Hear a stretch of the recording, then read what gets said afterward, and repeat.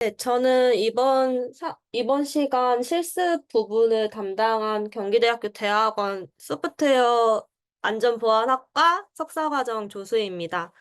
그러면 지금부터 실습을 진행을 할 건데 간단히 다이어그램 그리는 것들이랑 이제 시험 팁 같은 거를 말씀드릴 거예요. 아마 저랑 같이 이제 소프트웨어 공학 들은 친구들은 이미 같이 해보긴 했었는데 다시 한번 들어주시면 될 것 같아요. 일단은 수업 시작하기 앞서서 여러분들도 노트북이나 컴퓨터 화면에 탑시 홈페이지에 같이 들어가 볼게요. 탑시 홈페이지에서 학습 가이드를 누르면은 탑신 연습하기라는 게 있어요. 여기 들어가서 쭉 내리면은 이제 UML 연습하는 그리기 도구들이 있어요. 여기까지 한번 들어와 주시기 바랍니다.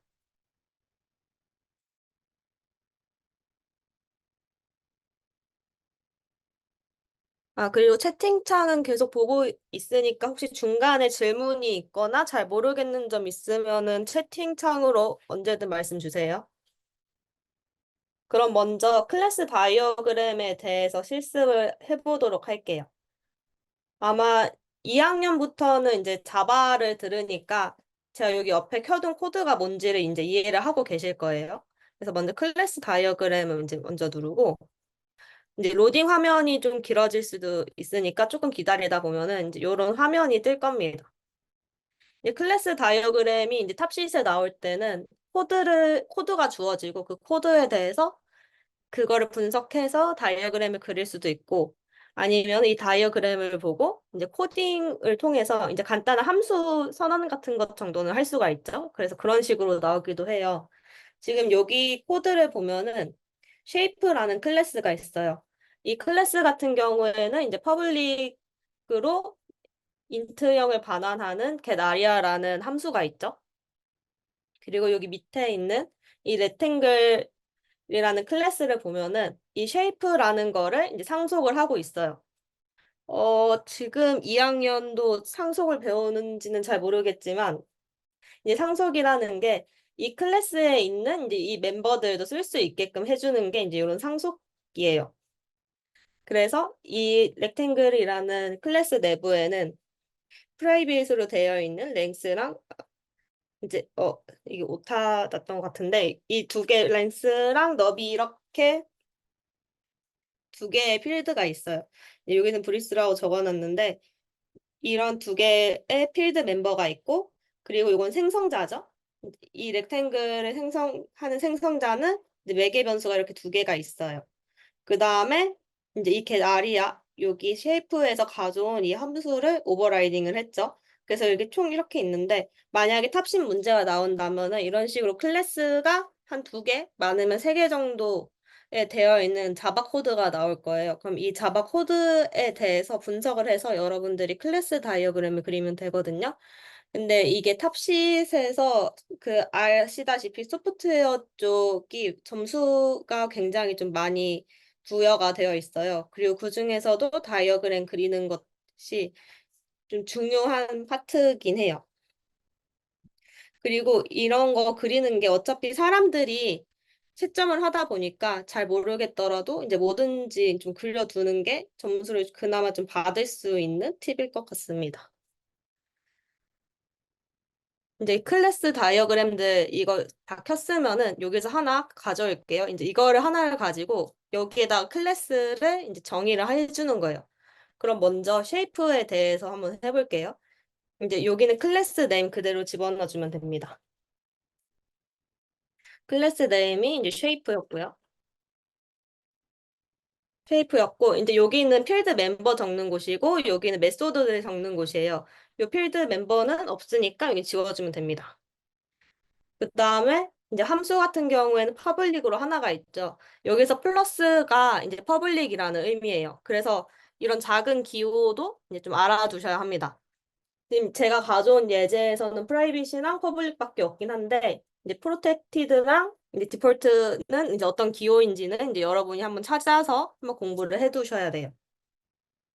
그래서 여기서는 이제 플러스 다음에 이제 여기는 메소드 이름을 넣게 되죠. 그럼 이렇게 아리아하고 타입은 없으니까 지우고 리턴 값은 int입니다. 이렇게 하면은 이제 쉐이프에 대한 클래스 다이어그램 하나 완성을 했죠. 그 다음에는 이 쉐이프를 상속한 렉탱글을 하나 그려야 돼요. 그래서 이것도 하나 클릭해서 가져온 다음에 클래스 네임 동일하게 동일한 방법으로 바꿀게요. 렉탱글 이렇게. 바꾼 다음에 이번에는 프라이빗이잖아요. 그럼 여기서 프라이빗은 이렇게 마이너스로 들어가게 돼요. 그러고 필드 네임이 여기서는 랭스라고 해놨고 인트.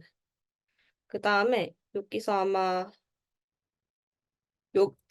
여기서 이제 클릭을 하고 이제 우클릭을 하게 되면은 필드 추가란 게 떠요. 그럼 필드 추가해서 하나 더 그려주시면 돼요. 그래서 제가 여기 코드 있는 대로 작성을 해보겠습니다. 마찬가지로 타입은 인트. 이렇게 하면은 이제 필드 멤버를 다 프라이빗으로 이제 선언을 했죠. 정의를 했어요. 그 다음에는 생성자랑 오버라이딩된 함수가 있어요. 이거 둘 다 이제 적어주면 돼요. 여기서는 이제 퍼블릭이니까 플러스 그대로 냅두고 렉탱글 하고 타입은 인트 두 개죠. 그 다음에 아마 이거는 생성자니까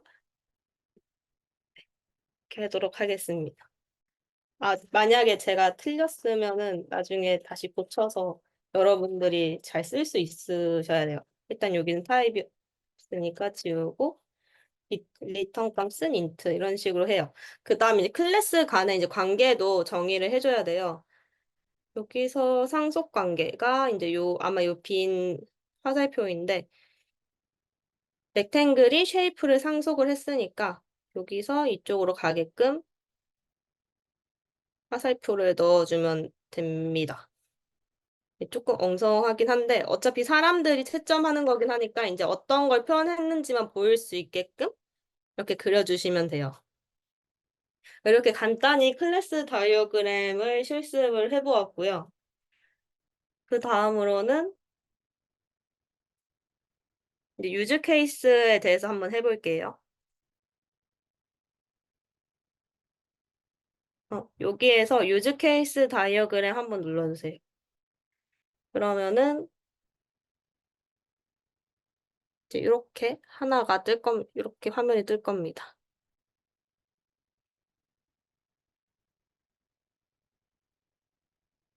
유즈 케이스 다이어그램은 이제 간단하게 이제 액터랑 이제 스코프 바운더리 이제 그 시스템에 이제 바운더리가 있고 그 다음에 이 사용자의 이제 요구사항이 무엇인지 무엇을 할 것인지에 대해서 그리는 유즈 케이스 이렇게 세 가지 사용하면 돼요.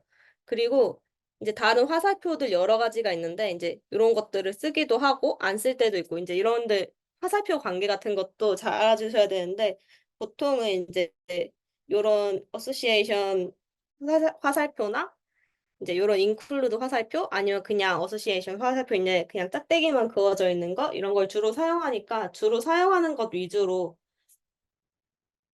줄 사용하는 것 위주로 좀 기억을 해두시면 좋아요. 아까 클래스 다이어그램도 마찬가지고. 그러면은 하나를 그려볼게요. 보통은 이제 이런 거 나올 때는 얘도 마찬가지로 이제 요구 사항에 대해서 주어지고 그거에 대해서 유즈 케이스를 그려라 이런 식으로 나올 수도 있고 아니면은 유즈 케이스에 명세서라는 게 있어요. 유즈 케이스 명세라는 게 있는데 그 명세서랑 유즈 케이스를 보면서 그거에 대한 문제가 객관식으로 나올 때도 있어요. 그러면은 이제 요구 사항에 대해서 한번 말씀을 드릴게요. 여기서 한번 보여. 일단 이건 주사위 게임은 이제 소프트웨어 공학 했던 사람들은 이제 다 아는 내용입니다.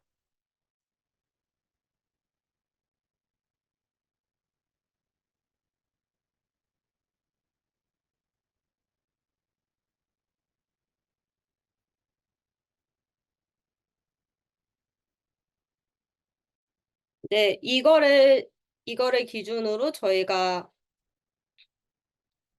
어, 이거를 기준으로 저희가 이제 이거랑 시퀀스 다이어그램도 그리고 클래스 다이어그램도 다시 한번 볼 거예요.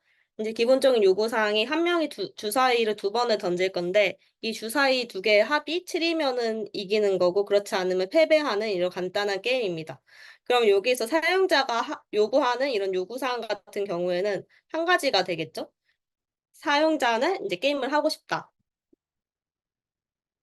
그러면은 이제 액터는 이제 사람이 하는 거죠. 이렇게 액터 가져와서 쭉 드래그 해놓고 여기서는 이제 액터를 플레이어라고 고치해 보겠습니다. 여기서 이거를 원래 두 번 클릭을 하면 되는데 잘못 클릭 때문에 액터를 이제 플레이어로 고치고 이제 누가 하는지도 중요하니까 그런 다음에 시스템 바운더리는 이제 어떤 시스템인지 스코프를 이제 정해주는 거죠. 이거는 그냥 다이스 게임이라고 하겠습니다. 그리고 플레이어는 게임을 하고 싶은 거니까 유즈 케이스 하나 가져올게요. 이 바운더리 안에서 플레이어는 게임을 하고 싶다라는 거를 작성을 해주면 됩니다. 근데 여기 안에다 적는 이제 유즈 케이스 같은 경우에는 아마 문제에 대해서 어떻게 작성을 해야 되는지 다 정의는 해줄 거예요. 그래서 중요한 거는 이제 화살표가 될 것 같아요. 그래서 화살표를 어떻게 쓰는지, 그리고 이제 네이밍 같은 거 꼼꼼하게 잘 해주셔야 합니다. 이렇게 드래그를 마우스를 이제 오버하면은 이런 식으로 화살표가 떠요. 그래서 이런 식으로 쭉 해서 이렇게 연결을 해줄 수가 있습니다. 그럼 이렇게 하면은 간단하게 플레이어가 게임을 하고 싶다 하는 이제 이런 유즈 케이스를 만들 수가 있어요. 그래서 여기까지 유즈 케이스에 대한 실습을 해보았습니다. 그리고 시퀀스 다이어그램 한번 해볼게요. 시퀀스 다이어그램은 여기 있습니다.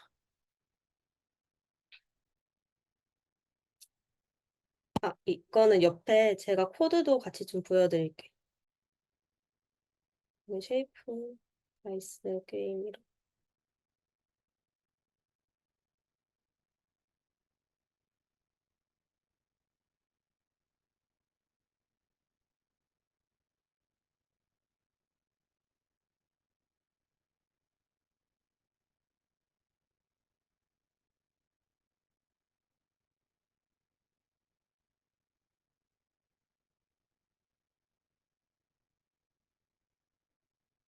일단은 이 프로젝트에 대해서 코드 설명을 간단히 하고 넘어갈게요. 이제 여기가 이제 메인 함수니까 여기서부터 시작을 하는데, 이제 이런 다이스 게임이라는 이제 클래스 내부에서 이제 이 게임을 시작하는 거예요. 이 게임을 시작하기에 앞서서 다이라는 이제 주사위를 만드는 이제 이런 클래스가 있는데, 이 클래스 같은 경우에는 그 주사위 게임을 랜덤한 숫자로 나오게끔 만들어주는 곳이에요. 그 다음에 플레이어 같은 경우에는 이 플레이어가 다이스 두 개를 가지고 주사위 놀이를 하는 이런 코드가 담겨 있는 거고, 그래서 메인 같은 경우에는 이 다이스 게임을 이제 생성자 그대로 가져온 다음에 이제 이니셜라이즈를 통해서 여기에서 이제 플레이 게임을 하는 거죠. 이제 이렇게 관계가 되어 있어요. 이제 플레이 게임을 하게 되면은 플레이를 통해서 이제 이쪽 코드로 들어오게 되는데, 그럼 여기에서 롤이랑 get face value를 호출하게 되죠. 그러면은 이제 이쪽에서 실행이 되게 되는 겁니다. 그래서 이런 식의 관계를 갖고 있는데 이런 것들의 흐름을 그대로 시퀀스 다이어그램으로 표현을 해주면 돼요. 그러면은 이거를 한번 그려볼게요. 일단은 시퀀스 다이어그램의 이제 기본이 요 오브젝트랑 요 길다란 실선, 사선이 있는 요게 되겠습니다. 여기서는 지금 다이스 게임에서 플레이어로 가고 플레이어에서 다이스 두 개를 이제 부르니까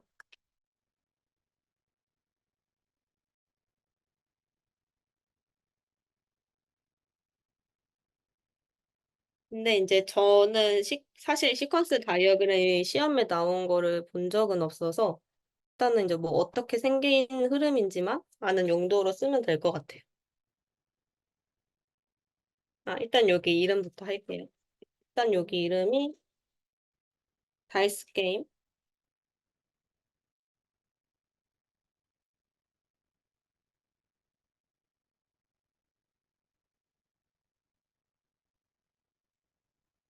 그리고 이 생성자 그래서 이 클래스를 부르는 게 다이 1이랑 다이 2인데 이제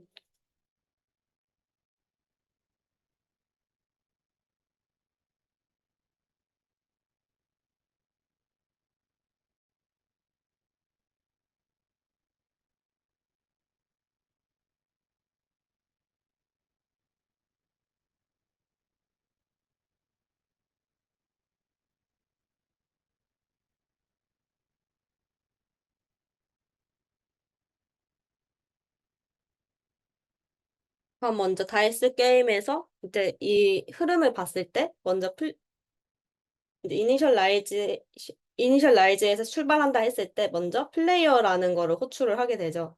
그러면은 여기서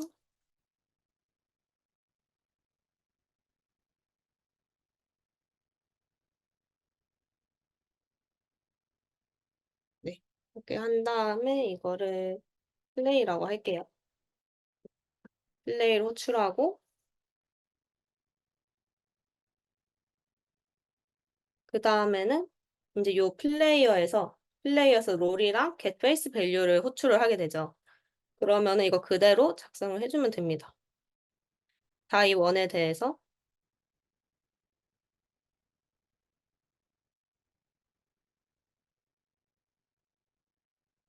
롤을 호출하고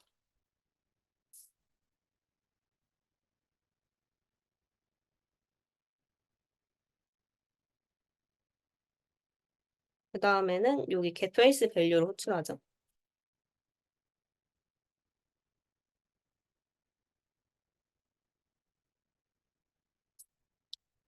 그 다음에도 동일하게 두 번째 주 사이에서도 얘를 롤이랑 get face value 두 가지를 같이 호출을 하게 됩니다. 롤이랑 get face value.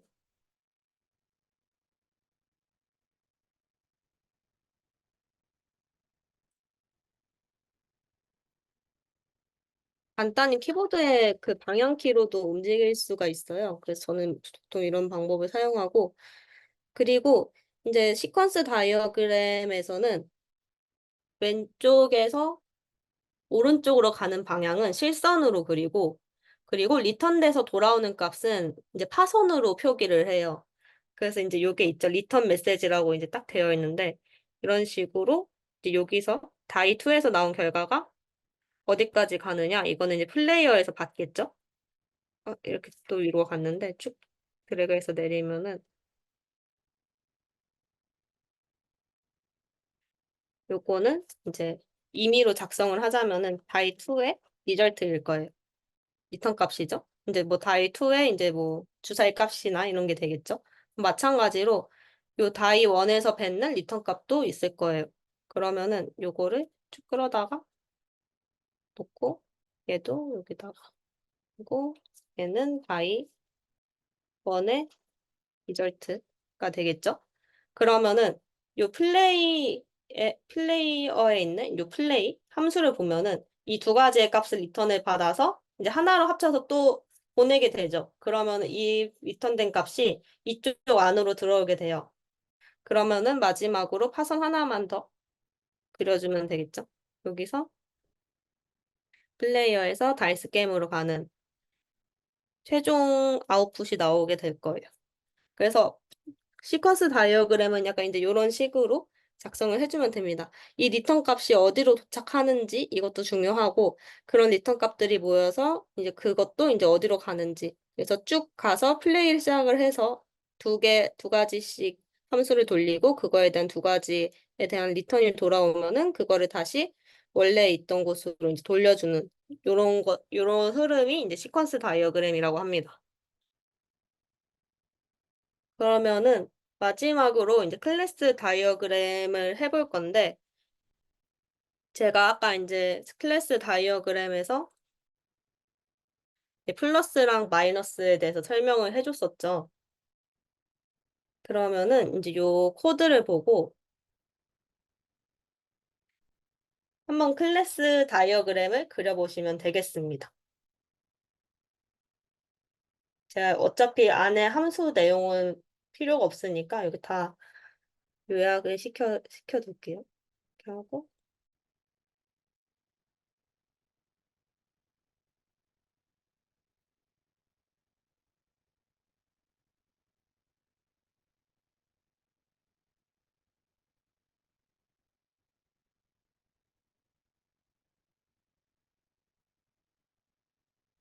네, 코드가 잘 보일지 모르겠는데, 이렇게 클래스가 총 3개예요. 다이스 게임 하나, 그리고 플레이어 하나, 이렇게 다이 하나. 그래서 제가 시간은 많이 못 드릴 것 같고, 한 1, 2분 정도만 기다렸다가 다시 이제 제가 같이 진행해 보도록 할게요.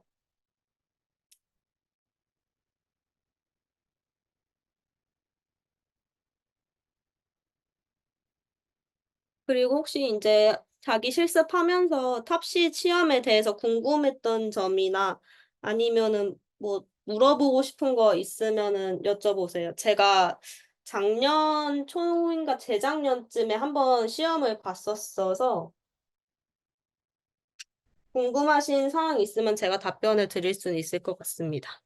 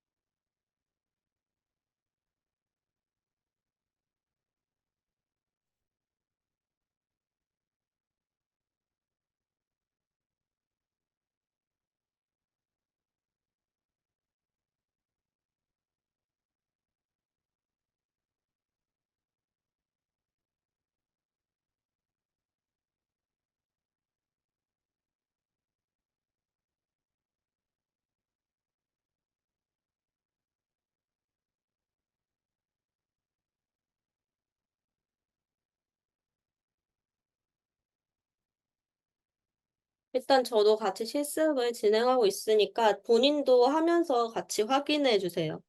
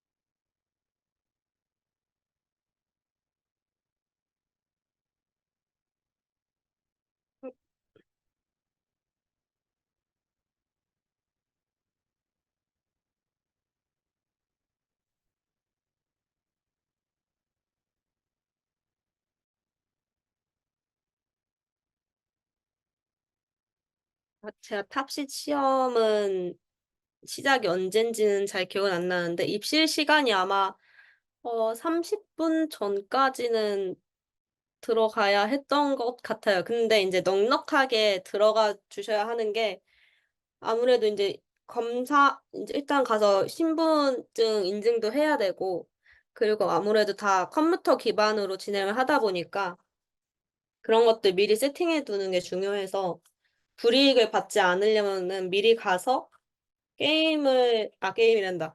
그 시험을 좀 기다리는 게 좋습니다. 이게 시간이 조금이라도 지체가 되면은 입시일이 불가해요. 그래서 여러분들도 그런 거 잘 유의해 주시면 되겠습니다.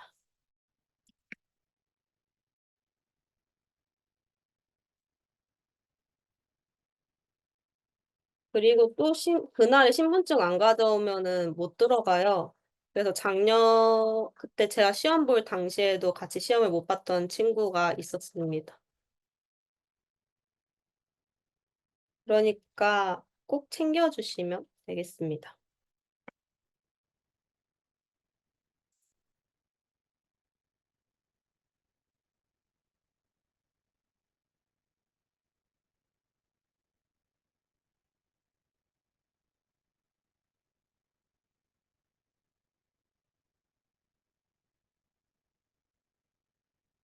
필기도구는 아마 안 쓸 거예요. 필기도구를,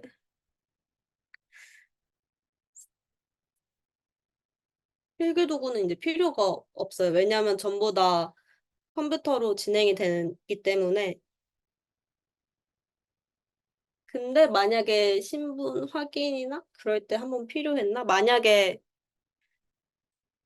혹시 모르니까 그냥 작은 볼펜 정도 하나만 구비해 주시면 될 것 같아요. 근데 막 필요하진 않아요, 근데.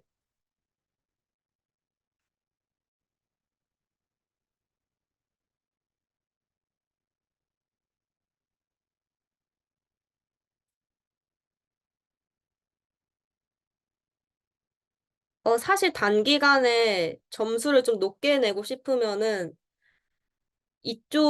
이 탑시시 분야가, 잠시만요.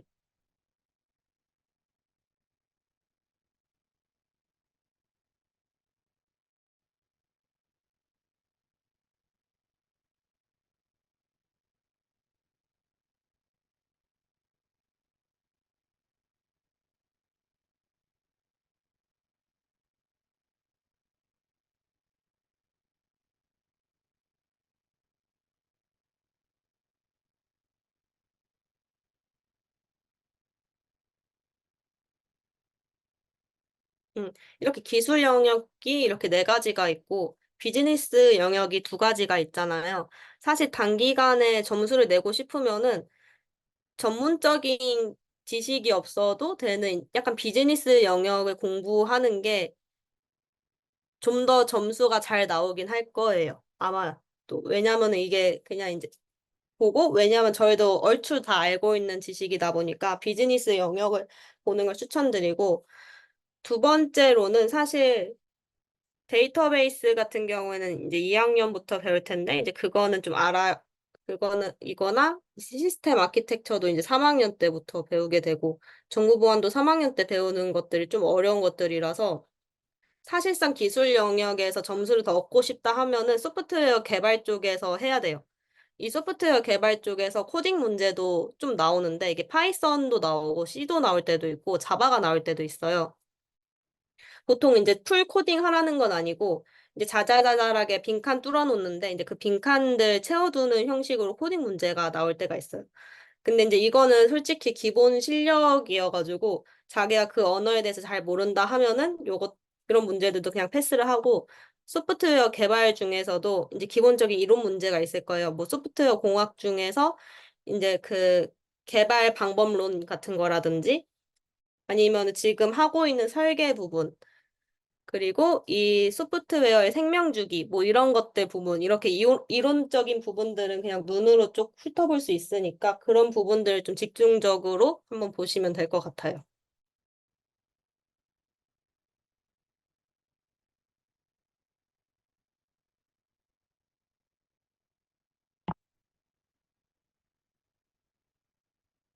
일단은 저도 이제 클래스 다이어그램 각각 클래스 있는 거 다 그렸고요. 여기서 이제 관계도를 이제 지정을 해줘야 되는데, 보시면은 이제 다이스 게임에서 플레이어를 부르죠. 그래서 여기서 쭉 끌어다가 이 친구 주고, 그다음에 다이스 게임에서 주사위를 여기서 굴리기도 하니까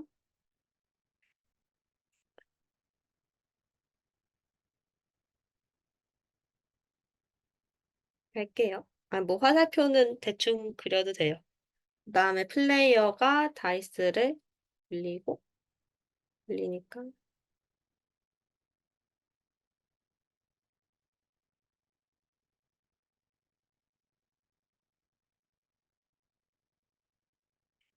이런 식으로 이제 간단히 그려볼 수가 있습니다.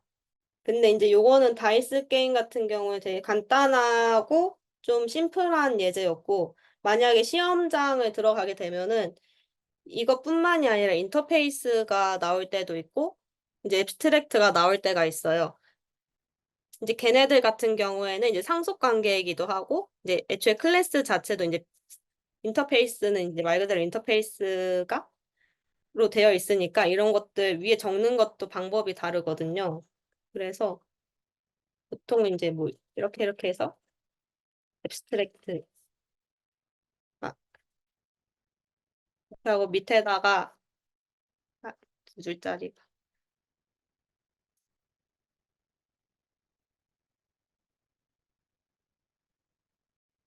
제가 키를 잘 모르겠는데 아무튼 이런 식으로 두 줄짜리로 앱스트랙트를 위에다가 꺽쇠로 이렇게 적어놓고 밑에 부분에다 클래스 이름 적어놓고 그 다음에 화살표 같은 경우에는 이제 아까 이거 했었던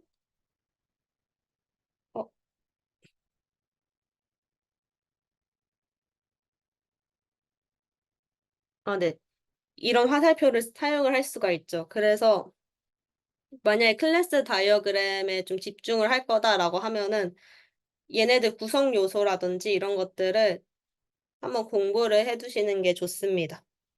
네, 그럼 여기까지 해서 이제 모델링 관련 실습은 마무리가 됐고요. 혹시 이제 마지막으로 질문사항 같은 게 있을까요?